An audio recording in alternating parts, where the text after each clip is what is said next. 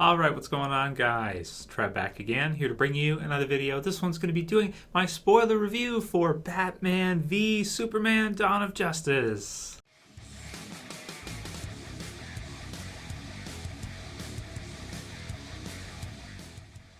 Okay, so spoiler warning, I've been trying to do this review for quite some time now. I filmed it about 3 to 4 times. This one is tough to review, man, Batman v Superman.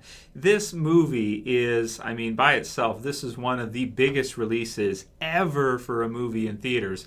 Maybe the biggest, just based on the premise. So, you got Star Wars, Force Awakens, there's been some other huge releases, but as a comic book fan, if you're a fan of DC, or this is like your Avengers from Marvel, the first Avengers movie from Marvel, for DC. This is where we're getting to start to see the pieces of Justice League come together, and they're doing it in an interesting fashion, so that they're not just teaming up and it's a team up movie, but that you have Batman and Superman, and they hate each other and they want to kill each other, and it's all kinds of craziness. You got Doomsday thrown in there, you got Lex, he's doing his thing, you got Wonder Woman coming in, and then you got the start of the rest of the Justice League, Flash and Aquaman and everybody else, Cyborg in that, and the beginning of what will be our actual Justice League movie. So this one for me is really, really tough to review because I went in so hyped. This one was even delayed, and the release, because of course we remember that Batfleck got hurt, and they had to delay filming, and they had to do it again, and it got pushed back, and finally it got released now. And the hype was real. The hype was like, you're getting to see one of the biggest DC movies ever, if not like the biggest. And it's like it gets crushed under the weight of its own hype. It's such a huge undertaking. At the end of the day, it's just a movie. It's just a movie. And that said, Zack Snyder with this one, I would say I do not think this is his finest work. I actually thought that Watchmen was done better than this, because this should be better than Watchmen. Watchmen being one of the best comic book stories of all time by itself, self-contained. But in Watchmen, a lot of people are not familiar with the characters. In this one, everybody knows Batman, everybody knows Superman. Most people know Wonder Woman, pretty much everybody. She's like your number one female superhero in existence in terms of public awareness and popularity. She's one of the biggest, of course. And, just the whole concept in and of itself should just bleed awesomeness. It should just be, awesomeness on screen. And unfortunately for me, it really wasn't. The movie's about 2.5 hours long. There's a lot of stuff in it that you can see doesn't seem to need to be there. There's just a lot of stuff where it's like, especially near the beginning, in about the first, I want to say, roughly 45 minutes or so, where it's like you've got some dream sequences that just, and I don't have a problem with dream sequences and funerals and stuff like that. That's fine. But just, they shouldn't feel so clunky, out of place. They shouldn't feel so choppy. The whole thing should feel cohesive, and it's put together in such a fashion where it flows. This one doesn't have a lot of flow for me, especially near the beginning there. It's back and forth and back and forth and back and forth, which I'm kind of okay with that in a Batman Superman story, because if you remember kind of the cartoons when I was growing up younger, they had Batman and Superman adventures, and they would cut back and forth a lot. You'd have some really good episodes with Lex, and sometimes you'd have Lex team up with the Joker, and you had some real fun stuff. This one for me, doing it on the big screen like this, it's man, you really have to have an epic story, and I feel like the writing in this one, it's either so brilliant that I don't get it, or it's just sloppy and contrived, and I would say I'd have to lean towards the latter. You have Batman who, for all intents and purposes, he hates Superman because he blames him for all the events of Man of Steel. He blames him for everything. When usually Batman is one of the smartest characters in DC. He should realize that, hey, Superman's actually, he kind of stopped, he kind of saved the world, right? Now you can say, okay, here's where the writing could be brilliant, because he views it, he's got the fear, and he knows how powerful Superman is, and he knows that people can be on one side and on another, and he's seen that over his career, of course, in Gotham City, that, and it kind of goes back into the Dark Knight with Harvey Dent's line, which I love, and they didn't tie it in because, of course, these universes are different. At least I see them as different. But kind of the idea that you either die a hero or you live long enough to see yourself become the villain. So it kind of builds off that sort of theme where yes, he's a good guy now, given enough time, given the right type of circumstances, he can go the other way too. Anybody could, and we see in this one that he kind of still doesn't, even when Lex has Martha. Kind of forces him, uses that as manipulation, forces him to try to kill Batman and bring him his head. He still doesn't do so. He still doesn't do so. And, oh, man, this is where now the writing of the Marthas, the double name Martha, was brilliant. I got to admit that. That was a really brilliant, name drop and double meaning that I had never thought before. I never thought, it never clicked for me that, Martha Wayne, Martha Kent are the same. Superman says Martha, it's his mother. Batman, it almost feels like he's, I guess in that case, kind of touches just the deepest core of who he is as a character with that name. Realizes what he's doing is totally wrong and has an epiphany at that moment that he's doing something wrong. But it's like he should have had that sooner. I mean, okay, are we to assume the Joker is still alive in this universe? In Suicide Squad, Joker appears to be alive. We don't know chronologically when that takes place. But it seems like Batman has not just gone and killed the Joker. He has not gone at the end of the movie and just killed Lex, even though Lex orchestrated the bombing and did all this different stuff and set up this whole thing that happened. He doesn't just kill him. He threatens him, tells him he'll be watching him, gives him a stern warning, gives him a stern talking to. Lex, don't you? I'm going to be watching you. You understand? I'm going to watch you. And I'll burn your ass if you fuck around. But he doesn't just kill him, but yet he's just going to kill Superman. Is he too powerful? Is he so consumed with fear that he can't allow Superman to exist? Because if he does, then maybe Superman will destroy the planet if he decides to do so, if he gets twisted. Maybe that's his motivation. I don't know. It's a little tricky for me. I love Batman. I'm always usually behind Batman. But in this movie, they kind of turn him into the villain with regards to him against Superman.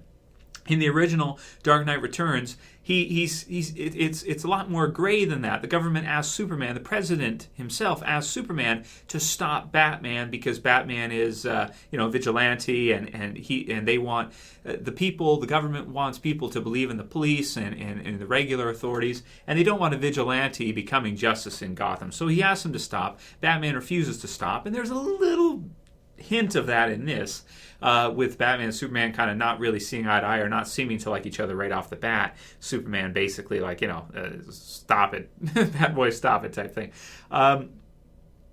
But in this, you really get the sense that Superman is forced into the fight because of Lex. Even then, he doesn't kill Batman, even when he probably could just laser eye his head right off at the beginning if he wants to in half a second and it'd be over.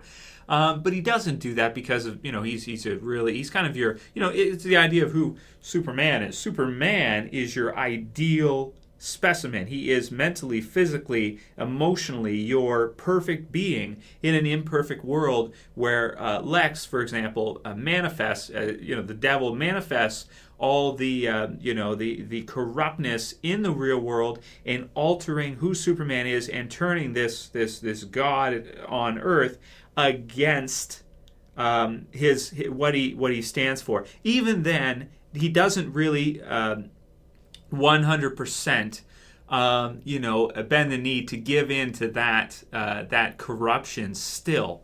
So for me, who's the hero here? I got to get behind Superman. And that's crazy because I am a huge Batman fan. Batman is my favorite character in comics, in anything just about. He's just my favorite character in general. This version of Batman to me did not feel like any version of Batman I've seen before.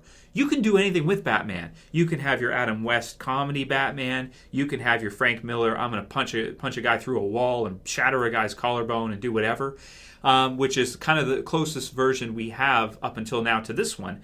But even this one is a little bit beyond that Dark Knight Returns Frank Miller Batman. This one is like, I'm going to shoot people with machine gun turrets and I'm going to kill Superman and I'm going to kill this person. I'm going to do whatever, he's beyond anything I've seen before, which is kind of tricky. I can't really get behind Batman going around just killing people like nothing. He's basically he's lived long enough to become the villain if that's the case.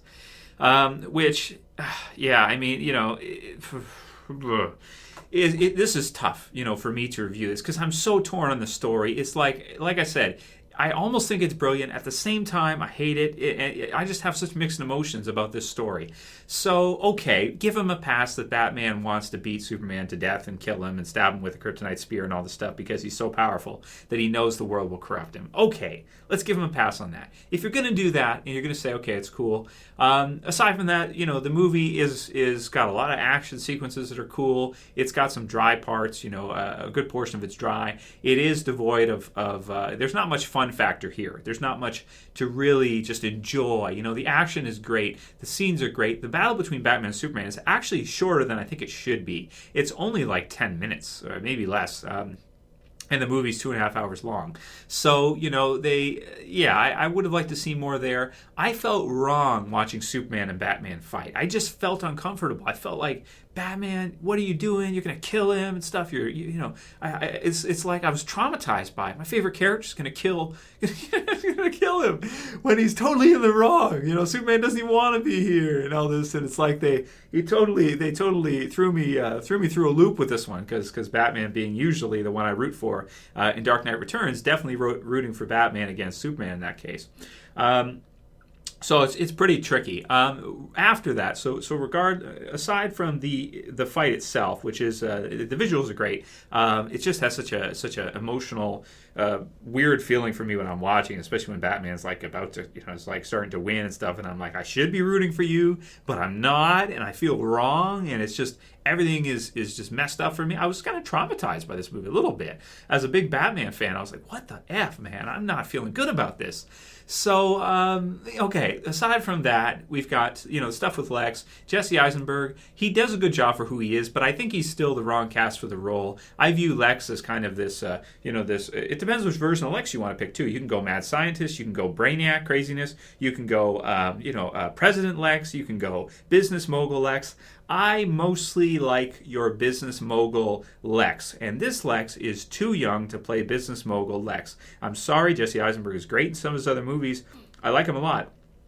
Social Network was good, but I do not like him for Lex in this role, and, mainly it was cool. Like, he orchestrates the bombing and stuff, and he's got some kind of dark lightness. He's got some, did I just say dark lightness? Like dark humor to lighten up, at least to add a little bit of fun factor to the movie, where he's kind of like, Granny's peach tea, whatever. He's got this stuff, and then kablooey, he orchestrates, and that was one of the better parts of the movie, one of the best scenes. Just from a villain perspective, I thought that was great.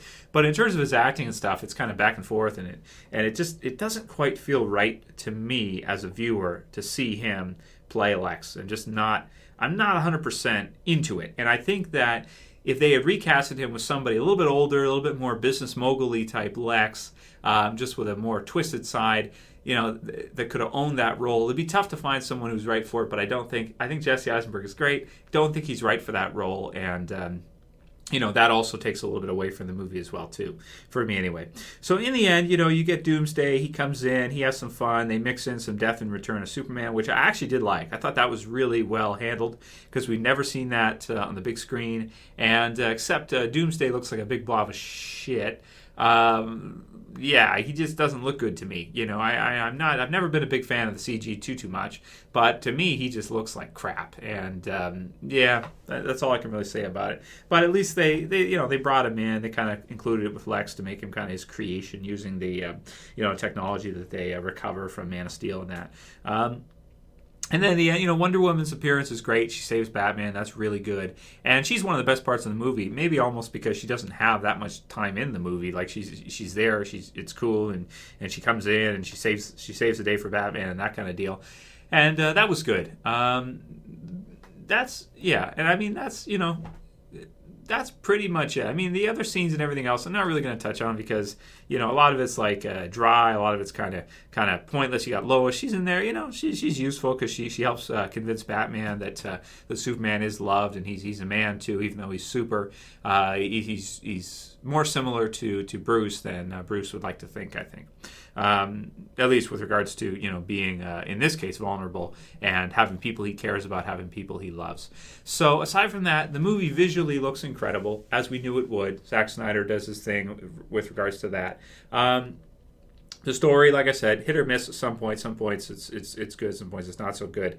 And I just thought it would have been better than it was. It's still good. It's not terrible. But being that, everybody, the hype train is so high on this one, it can't help, I think, but for what it was, be a bit disappointing for most viewers, especially Batman fans, I feel like. Even though he is quite the badass in the movie when he's, beating the shit out of, the different, Lex goons here or there or whatever the case may be. So that's pretty much most of what I want to say for the movie. It's really mixed for me. I don't hate it. I don't love it. It's a bit unfortunate because Dark Knight Returns is my favorite Batman story, and I felt like it could have been adapted better than it was. So that said, though, it's not horrible. So I'm going to give this one a 6 out of 10. A 6. I think that's fair. It's not good to great. It's not in your kind of 7 to 10 range. It's not a total fail. Below a 5. 6 I think is fair for this one. It's weaker than it should be, and it has me more conflicted than it should, considering how much I love these characters and how excited I was for the movie. So there's my review for it, guys. Let me know what you thought about it if you got a chance to see it. Write your comments below. And it's a bit unfortunate because this is one of the biggest movie releases for me ever. And it just didn't blow me away the way I wanted it to, and I didn't love it as much as I wanted to. I wanted to get that Dark Knight. I remember the first time I saw Dark Knight, Heath Ledger Joker and everything just blew me away. I mean, I went back to see that I think like five times in the theater and just over and over again. My wife got sick of it. She's like, I'm not going back with you. You're going to go by yourself. I'm not seeing it again. It's an awesome movie, but Trevor, that's not 5 times. I want to see it again. It's not that. And I wanted it to be. I wanted it to be as good as Dark Knight or even maybe Dark Knight Rises. And unfortunately, for me as a Batman fan, it just wasn't, unfortunately. It fell short. But it's not horrible either. It's okay. It's what it is. Mediocre. Anyway, let me know what you guys thought of the movie. Did you love it? The action sequences you can definitely love. And, the writing has points where it's like, really the Martha stuff. And some of that, it's like, yeah, you can see that as really well done. But at other points, I don't know. I don't know if they got Batman the way they should. That's not quite the way I envision my Batman, but that's just me. Anyway, write your comments below, guys. Let me know what you think. If you liked this honest and kind of straightforward, letting you guys know how I feel with no fluff, no bullshit review, please thumb it up below. If you want to support the channel, you can share, you can favorite. If you're new and you want to subscribe, why don't you go ahead and subscribe at the bottom left. Don't forget, maybe I'll do some more, videos on, of course, the DC thematic universe, because this is kind of the start to the new DC, sort of Man of Steel verse, I guess, DC Justice League verse. So that's it for this one, guys. See you again real soon for another video. So this is Trev saying peace. See you guys.